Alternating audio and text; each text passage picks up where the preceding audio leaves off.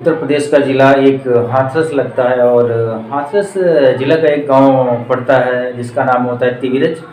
तो तिविरज गांव जो होता है दरअसल वहाँ पे एक भागवत कथा का प्रोग्राम हो रहा होता है और उस प्रोग्राम को जो कर रहे होते हैं उनका नाम होता है उदय कृष्ण शास्त्री। और प्रोग्राम होने के बाद में फिर जो प्रसाद वितरण का कार्यक्रम है वो होता है। तो उसमें जब प्रसाद वितरण का कार्यक्रम हो रहा होता है तो जो बाबा जी होते हैं उनकी नज़र पड़ती है कि एक 21 साल की लड़की होती है जो भक्तों को प्रसाद बांट रही होती है। तो इसके बाद में जो कथावाचक होते हैं उस लड़की से उसका नाम पूछते हैं और ये भी पूछते हैं कि आप कहाँ की रहने वाली हो। तो अपने गांव का नाम बताती है और अपने पति का भी नाम बताती है और ये भी बताती है कि हमारे 2 बच्चे भी हैं। हालांकि इस पे जो महाराज जी होते हैं उनको विश्वास नहीं होता है। इसके बाद में जब वो लड़की चली जाती है तो अपने वो 2 अनुयायी 2 बच्चे उनके होते हैं उनको बुलाते हैं और उनसे कहते हैं कि इस लड़की के बारे में जानने का प्रयास करो कि दरअसल ये लड़की कौन है।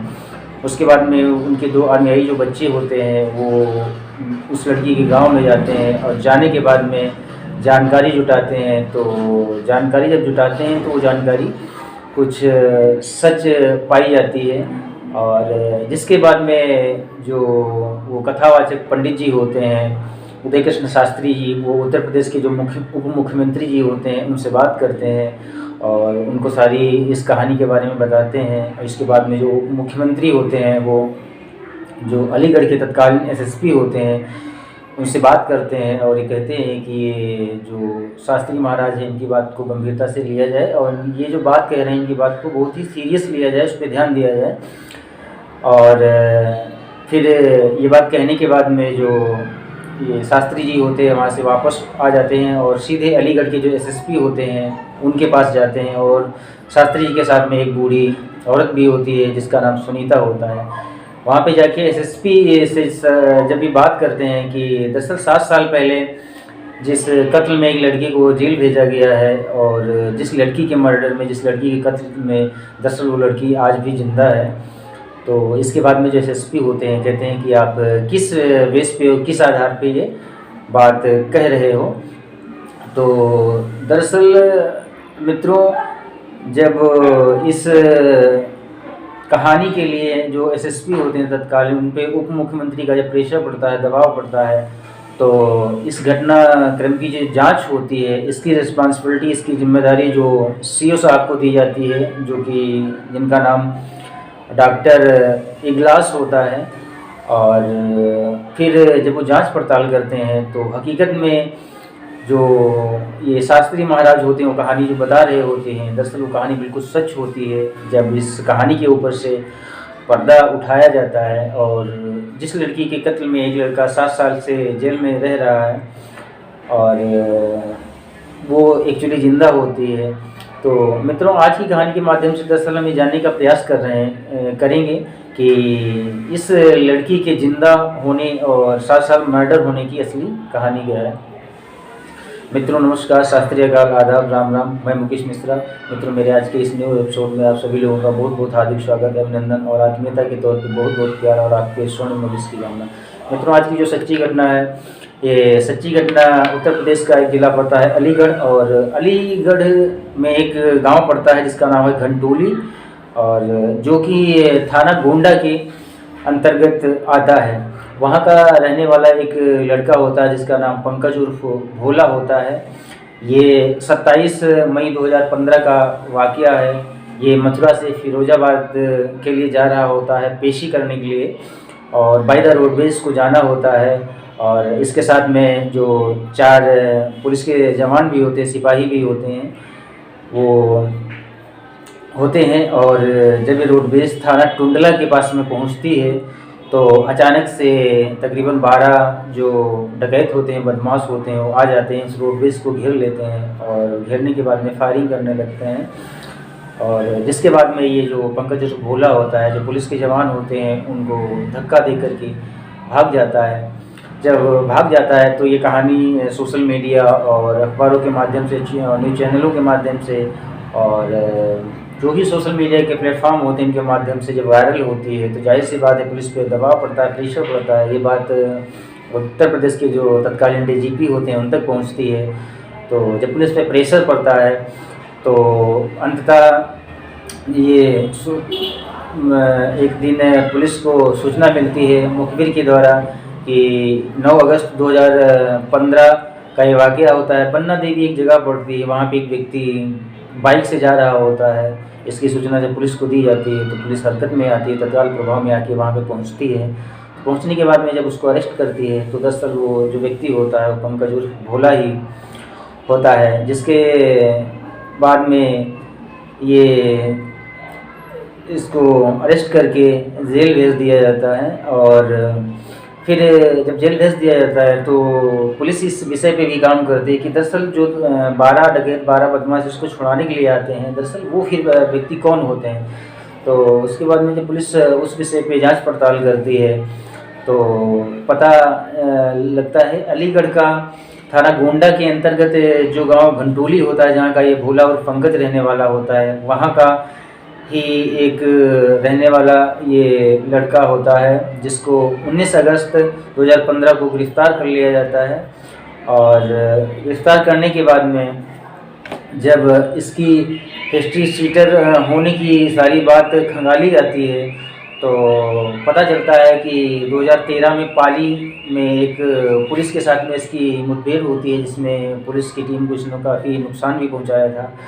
और 2013 में इस पे चोरी कुछ मुकदमे होते हैं, वो भी इस पे पंजीकृत हुए थे पंकज भोला पे। और 2015 में ये आर्म्स एक्ट होता है, उसके अंतर्गत इसके पास में नाजायज़ असलहे मिलते हैं, जिसके अनुसार इसके ऊपर एक और मुकदमा पंजीकृत होता है। और 17 फरवरी 2015 को ये जो पंकज उर्फ भोला होता है, इसको अपने गांव की एक नाबालिग लड़की होती है जिसको भगाने का इसके ऊपर आरोप लगता है। और जब ये सारी हिस्ट्री शीट इसके बारे में कंफर्म होती है पुलिस की टीम को, और उस समय ये टुंडला पुलिस जो होती है उसके कब्जे में होता है, तो अलीगढ़ जो पुलिस होती है टुंडला पुलिस से संपर्क करती, कांटेक्ट करती है और इससे पूछताछ करती है। तो पूछताछ करने के बाद में जब इससे पूछती है कि जो नाबालिग लड़की होती है जिसको तुमने अगवा किया था उसको कहाँ पे रखे हो, तब ये बताता है दरअसल उस लड़की को आगरा के एतमादपुर एक गांव पड़ता है, वहाँ पे ये ले जाकर के इसने रखा था।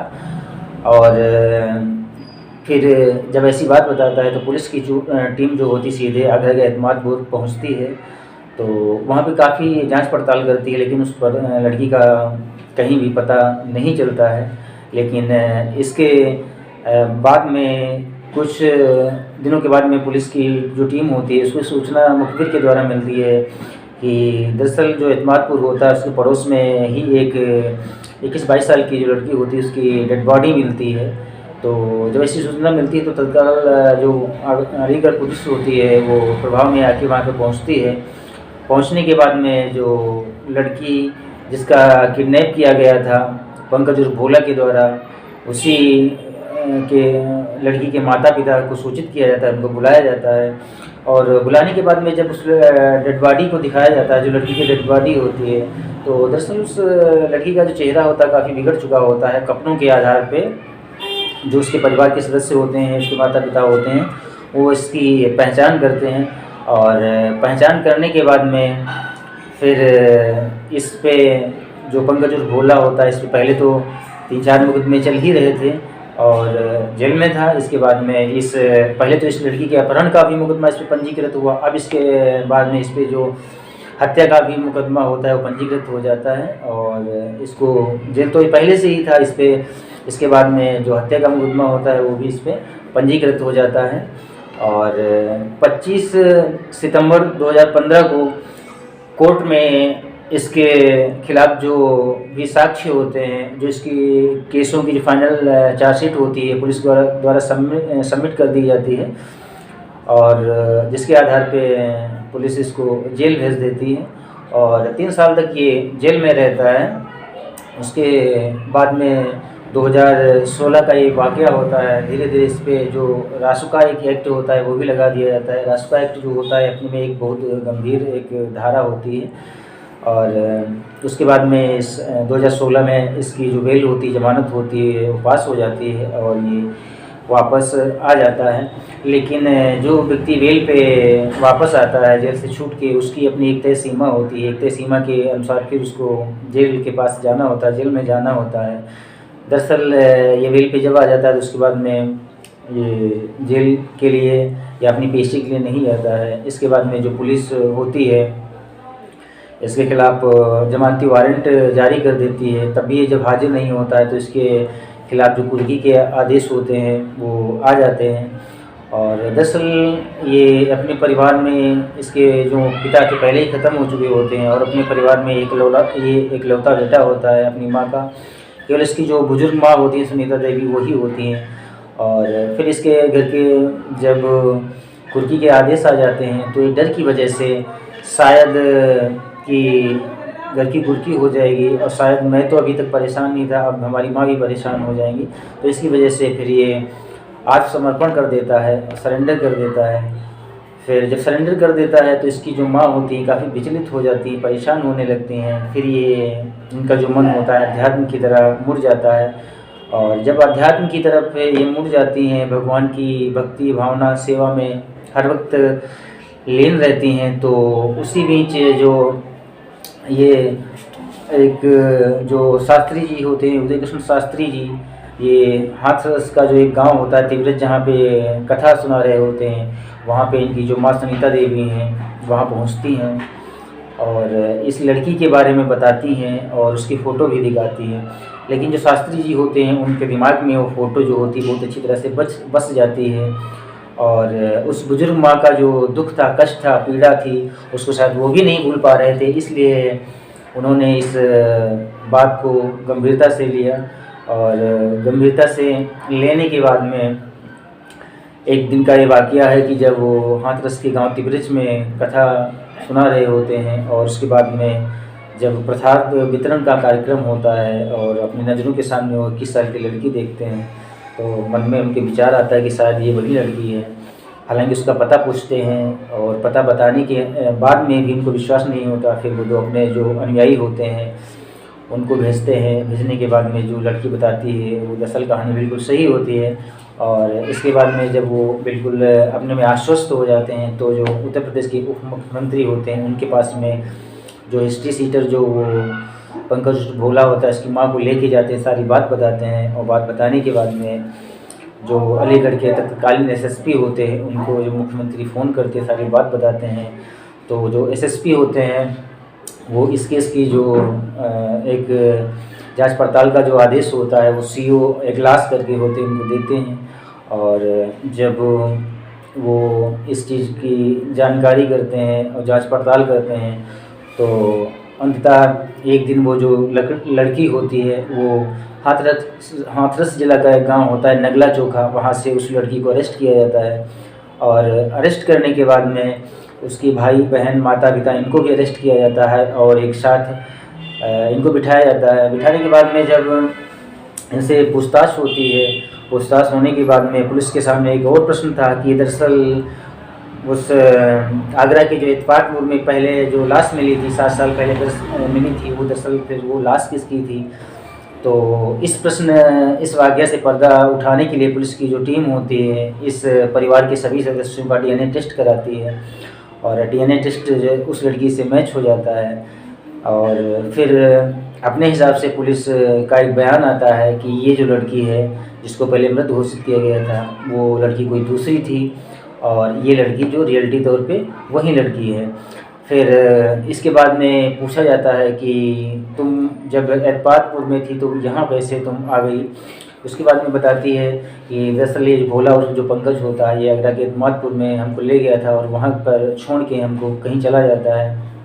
हमने काफ़ी इसका इंतज़ार किया लेकिन जब ये वापस नहीं आया, उसी बीच में एक लड़का जो होता है अलीगढ़ के नगला चोखा गांव का रहने वाला होता है वो भी आगरा के एतमादपुर में अपने रिश्तेदारी में कहीं जाता है और जाने के बाद में वहाँ रुकता है, जिसके बाद में इस लड़की से उसकी आंखें चार हो जाती हैं, प्यार हो जाता है। प्यार होने के बाद में ये शादी कर लेते हैं और शादी करने के बाद में सीधे ये अलीगढ़ के नगला चोखा गांव में आके रहने लगते हैं। हालांकि उसके बाद में इनको 2 बच्चे भी हो जाते हैं और इनका जो परिवार होता है बहुत अच्छी तरह से कट रहा था, जो जीवन था बहुत अच्छी तरह से कट रहा होता है।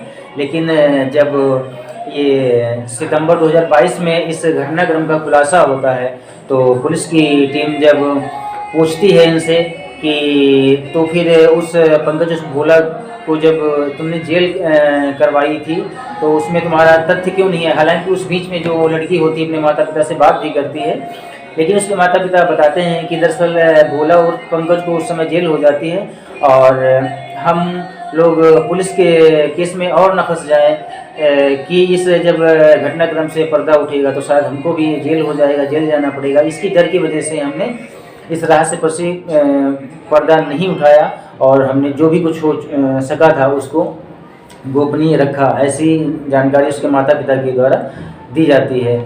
लेकिन इसमें अगर जो कहीं पर पुलिस पे भी प्रश्न चिन्ह उठते हैं, अगर जो पहले जिस लड़की की डेथ हुई थी, उस डेथ के जांच पड़ताल में पुलिस ने अगर गंभीरता से जांच पड़ताल की होती, उस लड़की का डीएनए टेस्ट कराया होता, तो शायद भोला उर्फ जो पंकज है इस केस में उसको जेल ना भेजा जाता। लेकिन जब पत्रकारों की एक टीम होती है, जब पंकज से पूछती है कि तुमने अपराध नहीं किया था तो तुमने स्वीकार क्यों कर लिया, तो वो बताता है कि जो पुलिस की टीम होती है उसके द्वारा कुछ उसको ऐसा प्रताड़ित किया जाता है, पुलिस या एक थर्ड डिग्री जो एक अंदाज होता है उससे उसको ग्रसित कर दिया जाता है। इसकी वजह से वो शायद इस अपराध को स्वीकार कर लेता है, हालांकि जो अपराध उसने नहीं किया था। और इसमें जो खासकर जो शास्त्री होते हैं, उदय कृष्ण शास्त्री जी, उनकी जो दूरदर्शिता थी, उनकी जो एक अपार ज्ञान शक्ति थी, वो भी सलाम करने योग्य है। तारीफ़ काबिल है वो कि उन्होंने अपनी दूरदर्शिता का परिचय देते हुए जिस अपराध में एक लड़का जेल में बंद था पिछले 7 सालों से, और जिस अपराध को उसने किया ही नहीं था, दरअसल उस अपराध से पर्दा उन्होंने उठाया। मित्रों, इस सारे घटनाक्रम को आप सभी लोगों को सुनाने का मेरा ये इरादा कतई नहीं है, आपको कष्ट हो, आपको पीड़ा हो, आप जो दुखी हो। इस घटनाक्रम को सुनाने का मेरा इरादा ये है कि आप सब लोग सजग हो, मैच्योर हो, गंभीर हो, दूरदर्शी हो, सजग हो। मित्रों, आशा करते हैं कि आप सब लोग अच्छे होंगे। अपना ख्याल रखिए मित्रों। इस एपिसोड में इतना ही, मिलते हैं नेक्स्ट एपिसोड में। इससे ज़्यादा कहीं यूनिक बताने का प्रयास करेंगे। तब तक के लिए आप सभी लोगों को बहुत बहुत हार्दिक शुभकामनाएं, ढेर सारा प्यार। लव यू मित्रों। जय हिंद, जय भारत।